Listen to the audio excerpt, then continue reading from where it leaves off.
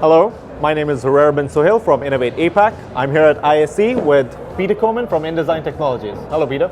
Hi, good morning. Good morning. Congratulations on winning the Best International Project of the Year award. I really appreciate it, thank you. Yeah, how are you doing today? Good, it's a little cold. It was -3 when we walked in, so it's a little chilly outside, but starting to warm up now, so that's good. And you've been at the show for about 4 days now. What do you think about it? Yeah, 4th day. Look, it's always good. This show keeps getting bigger and bigger every year and better. Look, for us, it's a must-see. It's a long way to come from Australia to Amsterdam, but really worthwhile for us, definitely. Excellent. And are there any trends emerging at the show that you would maybe like to highlight? Yeah, sure. Look, I think in the past it was always the Pro AV really influencing the market over the consumers, but now I really believe it's the other way around. You know, where you have, obviously we have a drone pavilion here, and we're starting to see these lots of IoT devices, which are really, you could classify as residential style products, really starting to have an impact and influence over what we do in our market, which is that Pro AV sector.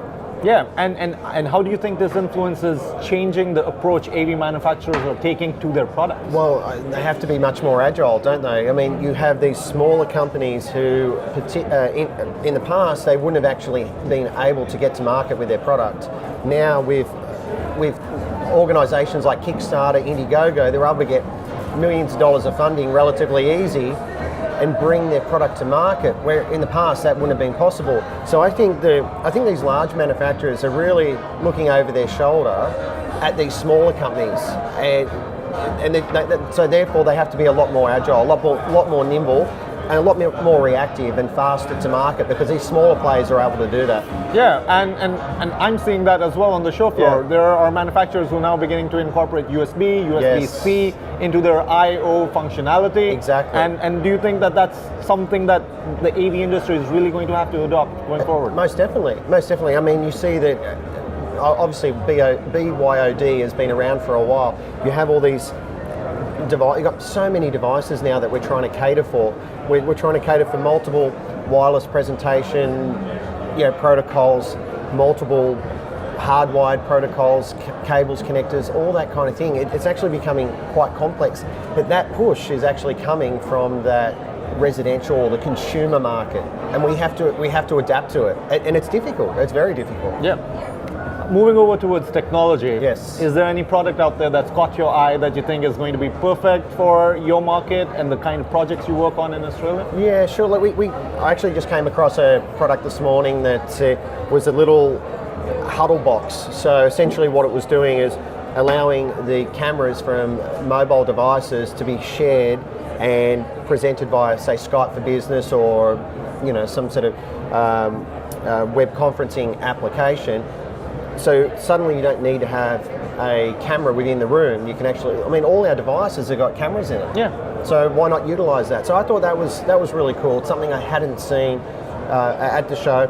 And I think also, as far as consumer-led products, EpiFan had a little box that was allowing a Facebook Live feed to come in. Now, we're starting to see this emergence of businesses advertising and working with social media platforms, and they've obviously seen a need to create a product that allows them to actually bring in standard video cameras into a feed for Facebook Live, so organisations can promote their businesses.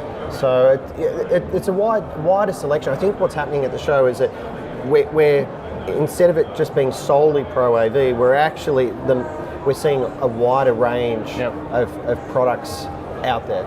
Okay. Yeah.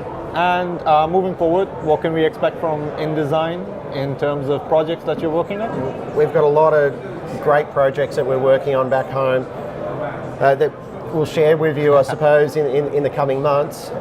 We do a lot of work with universities. We're doing work with corporate, so we've got some large projects there. So that's really exciting for us, and we're looking at doing some international projects. So on the back of the success that we've had back home, we're starting to talk to larger organisations, and that's sort of starting to take us overseas now, which we're really excited about. The team keeps expanding, and yeah, we're very excited for what lays ahead for the rest of the year. Excellent. Peter, always a pleasure. Thank you.